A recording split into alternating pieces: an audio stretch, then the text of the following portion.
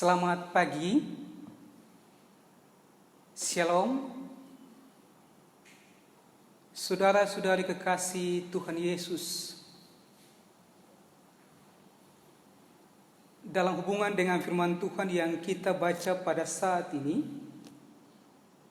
dalam Kisah Para Rasul pasal 17 ayat 22 sampai 31.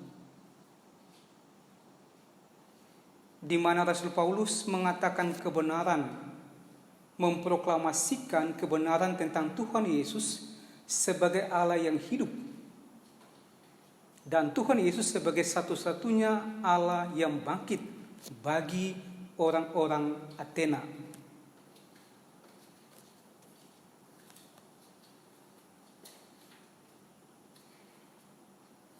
Maka saya ingat ada seorang penatua dalam khotbahnya di salah satu gereja. Ia mengatakan satu kalimat bijak tentang pribadi Tuhan Yesus. Ia mengatakan, Anda harus berani mengatakan kebenaran tentang Tuhan Yesus. Karena Tuhan Yesus adalah satu-satunya sumber iman yang dapat dipercaya.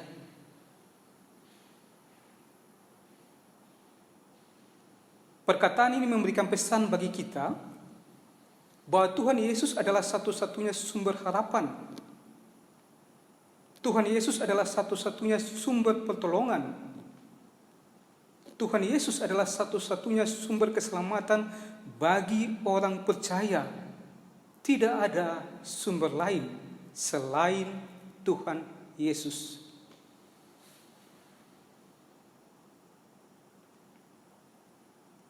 Saudara-saudari kekasih Tuhan Yesus, hubungan kata bijak ini dengan firman Tuhan yang kita baca pada saat ini. Pada saat itu Rasul Paulus berdiri di atas Areopagus. Dalam bahasa Yunani disebut dengan Bukit Mars. Adalah satu ruang sidang yang beranggotakan 30 orang selektif atau 30 orang pilihan atau 30 orang pemimpin yang menentukan perkara-perkara moral, agama, etika dalam masyarakat pada saat itu.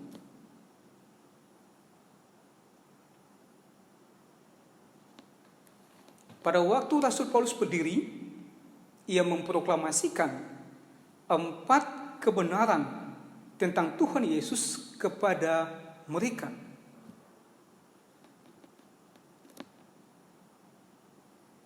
Kebenaran yang pertama, Allah tidak diciptakan, tetapi pencipta. Dalam ayat 24 mengatakan kepada kita semua, Allah yang telah menjadikan bumi dan segala isinya. Ia adalah Tuhan atas langit dan bumi, tidak diam dalam kuil-kuil buatan tangan manusia.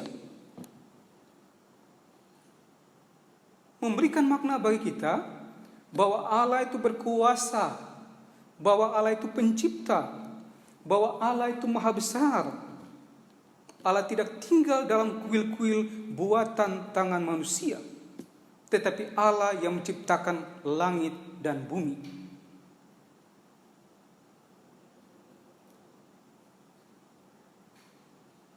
Kebenaran yang kedua, Allah yang menciptakan dunia dengan segala isinya. Dalam ayat 25 mengatakan kepada kita semua, dan juga tidak dilayani oleh tangan manusia, seolah-olah ia kekurangan apa-apa, karena dialah yang memberikan hidup dan napas dan segala sesuatu kepada semua orang. Memberikan makna bagi kita bahwa Allah yang menciptakan langit dan bumi, termasuk Allah yang memberikan napas hidup bagi Anda manusia, bagi kita semua manusia. Allah tidak kekurangan.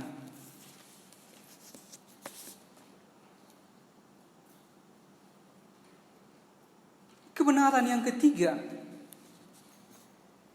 hanya dalam Tuhan Yesus saja kita hidup.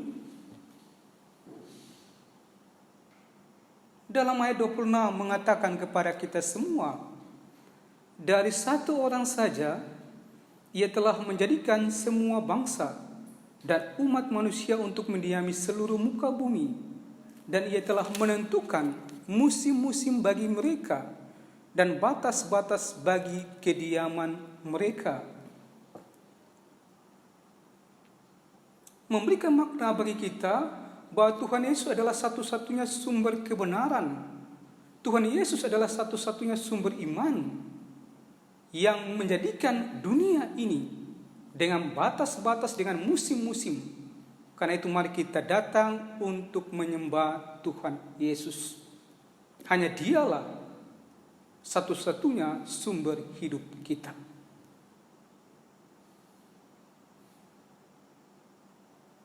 Kebenaran yang keempat,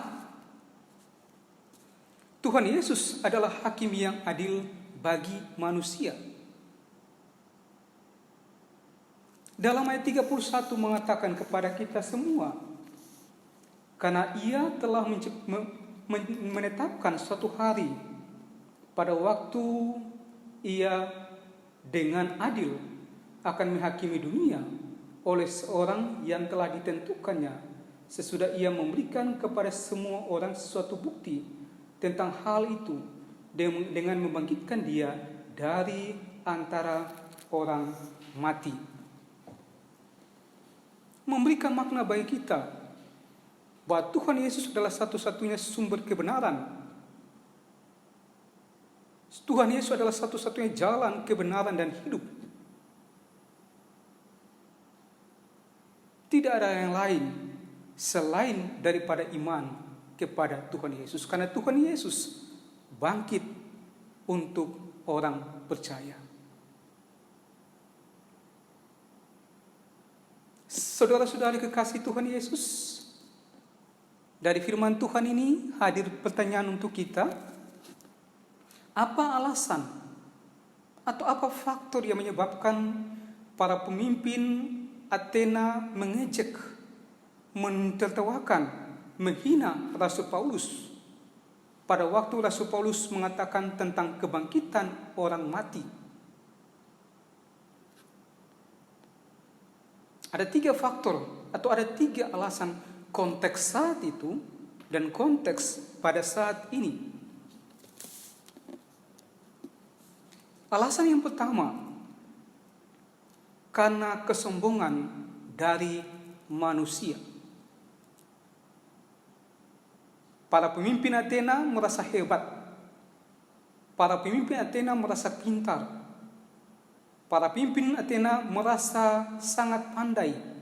Mereka bisa membuat Allah sesuai dengan pikiran mereka, sesuai dengan tangan mereka, sesuai dengan filsafat mereka. Mereka merasa hebat.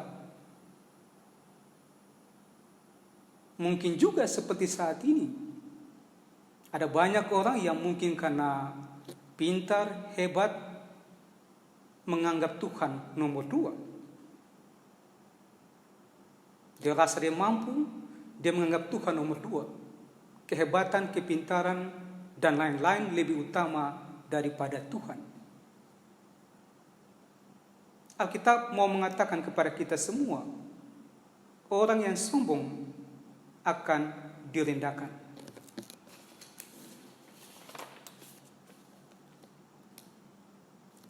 Alasan yang kedua, karena mereka tidak mau bersandar kepada anugerah Allah. Para pemimpin di Athena dari golongan Epikurus dan golongan Stoa memahami bahwa kematian merupakan akhir dari segala-galanya. Mereka tidak mengetahui, bahkan mereka tidak mengimani bahwa hanya dalam Yesus saja ada kebangkitan bagi orang mati. Jadi pada waktu kita mati, kita tidak sia-sia. Seperti yang para pemimpin Athena katakan. Para golongan Epikurus dan golongan Stoa pada saat itu mengatakan. Tetapi secara imani dalam Tuhan Yesus pada waktu kita mati, Tuhan Yesus mengatakan, Akulah jalan, kebenaran, dan hidup. Tidak ada seorang pun yang datang kepada Bapa kalau tidak melalui aku. Kita bandingkan Yohanes pasal 14 ayat 6 mengatakan itu. Sebagai dasar iman orang percaya. Alasan yang ketiga, karena mereka tidak mau merendahkan diri dan merendahkan hatinya kepada Tuhan Yesus. Mereka suka percaya kepada dewa-dewa. Mereka suka membuat patung-patung untuk menyembah dewa-dewa dalam wujud patung-patung itu. Tuhan Yesus berkata, sekiranya kamu mengenal aku, pasti kamu juga mengenal Bapakku. Jadi secara orang iman, secara orang percaya, kita harus percaya. Dan dalam iman kepada Tuhan Yesus, di situ kita akan mengenal Bapa di surga. Saudara-saudari kekasih Tuhan Yesus, ada 2 tanggung jawab yang harus kita lakukan sebagai orang percaya. Tanggung jawab yang pertama, kita harus tetap memproklamasikan tentang Tuhan Yesus dengan cara menunjukkan cara hidup yang benar, cara hidup yang baik kepada suami kita, kepada istri kita, kepada anak-anak kita, kepada sesama kita, melalui ucapan dan tindakan kita. Tanggung jawab kita yang kedua, kita harus tetap memuji Tuhan Yesus. Karena Tuhan Yesus adalah satu-satunya sumber iman kita sebagai orang percaya. Ada satu istilah, manusia yang tahu memuji Tuhan, manusia yang tahu memuliakan Tuhan, adalah manusia yang tahu dari mana dia berasal. Amin.